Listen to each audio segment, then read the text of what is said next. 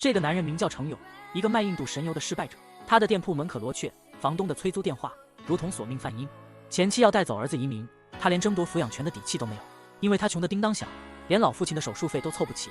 就在他的人生跌入谷底时，一个戴着3层口罩的神秘男人找上了门。男人叫吕受益，他带来了一个足以致命的商机，希望程勇能去印度帮他带一种叫格列宁的药。程勇一听是走私，头摇得像拨浪鼓，但吕受益接下来的话却让他的瞳孔瞬间放大。但这是个商机啊，老板，国内正版要3万7一瓶，印度盗版2000块钱，药效完全一样的。20倍的暴利，像魔鬼的低语，瞬间击中了程勇最脆弱的神经。可他还是害怕，卖神油最多是骗钱，卖药可是要判刑的。吕受益留下了电话，眼神里是难以言说的恳求。你要是改变主意了，你就给我打个电话，好吧？等要救命这4个字，程勇当时并未放在心上，直到医院的催款单像雪片一样飞来，彻底压垮了他最后的防线。为了钱，为了给父亲续命，程勇决定赌一把。他踏上了前往印度的飞机，开启了一场改变无数人命运的冒险。在印度，他找到了那家药厂，却发现进价不是2000，而是500。吕受益竟然还给自己留了后路，这让程勇又气又笑。他凭借着3寸不烂之舌和一股狠劲，竟然拿下了中国区的独家代理权。他告诉印度老板，他不是要当救世主，他要赚钱。他为什么要相信我？在中国有很多病人，他们根本就吃不起正版药，他们就等着我把药带回去救他们的命啊。So he wants to be a savior， 想做一个救世主。这句 "Life is money" 成了他最初行动的唯一准则。然而，当他带着药回到国内，现实却给了他一记响亮的耳光。他和吕受益在医院门口偷偷摸摸，却一瓶药都卖不出去。病人们 distrustful 的眼神把他当成了骗子。关键时刻，吕受益想到了一个人，一个能打开局面的关键人物，病友群的群主刘思慧，一个在夜店跳钢管舞、为女儿挣救命钱的单亲妈妈。通过刘思慧，程勇见到了上海各大病友群的群主。饭局上，所有人都戴着口罩，仿佛生活在无菌的玻璃罩里，脆弱而压抑。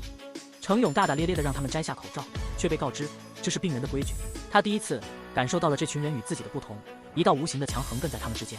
销售网络迅速铺开，但新的问题接踵而至。一个说着蹩脚英语的刘牧师，因为信仰拒绝合作。程勇一句话就让他破防了。你光让他们信上帝，他们能有药吃吗？你这个……还有一个满头黄发的农村少年抢了他们的药。这个名叫彭浩的少年才20岁，为了不拖累家人，独自在大城市漂泊。程勇看着他，仿佛看到了另一个世界的自己，最终决定让他加入团队，负责体力活。就这样，一个由神油贩子、曼丽白血病人、钢管舞女、牧师和农村少年组成的药神团队正式集结，生意越做越大。程勇从一个付不起房租的 loser 变成了受人敬仰的勇哥，锦旗挂满了办公室，钱像潮水一样涌来。但与此同时，危险的阴影也在悄然逼近。正版药厂的代表找到了警察，一个名叫曹斌的刑警开始负责调查这批假药。更致命的威胁来自一个名叫张长林的专家，他用淀粉和廉价药片混合，兜售所谓的德国格列宁，骗取病人的救命钱。在程勇团队砸了他的场子后，这个老狐狸找上门来，提出了一个毒辣的交易，他要程勇把印度药的渠道让给他，并用警察作为威胁。程勇怕了，他只是想赚钱，不想坐牢。他召集了团队，宣布了一个让所有人都心碎的决定。但是天下难没有不散的宴席。他把渠道卖给了骗子张长林，自己拿了一大笔钱，金盆洗手。吕受益愤怒地质问他，卖假药是要下地狱的。程勇的回答冰冷而自私。我他妈上有老下有小，我被专业娶他们怎么办？再说了，还不是我拼死把药带回来的。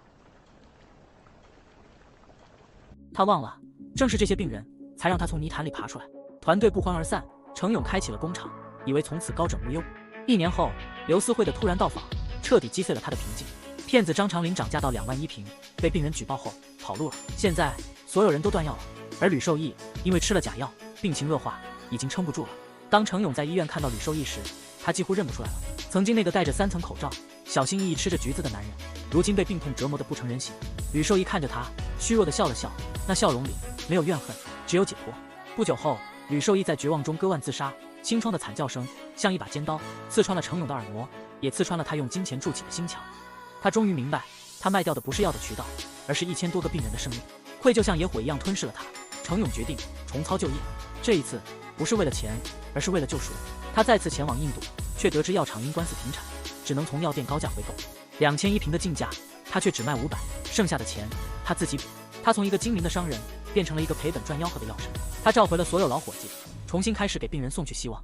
但警察的追捕也越来越紧，曹斌的压力巨大。在一次抓捕行动中，一位白发苍苍的老奶奶对曹彬说出了那段撼动人心的话。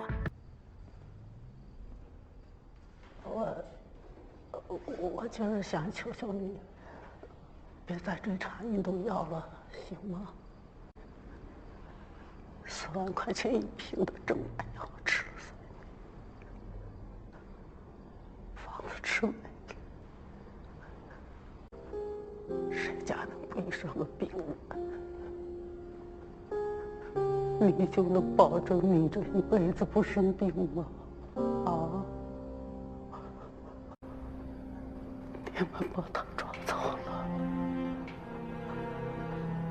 我们都得等死。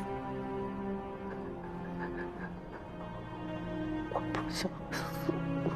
我想活这3个字，让坚守法律的曹彬第一次动摇了。悲剧还是发生了。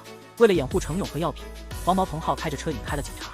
在货车的撞击下，这个年仅20岁的生命永远定格在了那个夏天。他用生命为程勇争取了最后的时间。曹彬看着彭浩的尸体，内心彻底崩溃。最终，程勇被捕了。在他被押送去监狱的路上，街道两旁站满了自发前来送行的病人，他们摘下了口罩，用最真诚的目光目送着他们的药神。程勇看着窗外一张张熟悉的脸，泪流满面。法庭上，他放弃了辩护，只说出了心里话。但是看着这些病人，我心里难过。他们吃不起进口的天价药，他们就只能等死啊。不过，我相信今后会越来越好的。希望这一天能早一点到吧。他被判处5年有期徒刑。2年后，程勇提前出狱，曹彬来接他，并告诉他一个好消息：格列宁已经被纳入医保。程勇笑了，他希望的那一天终于到了。这个世界上或许没有真正的神，但总有一些平凡人散发着神性的光辉。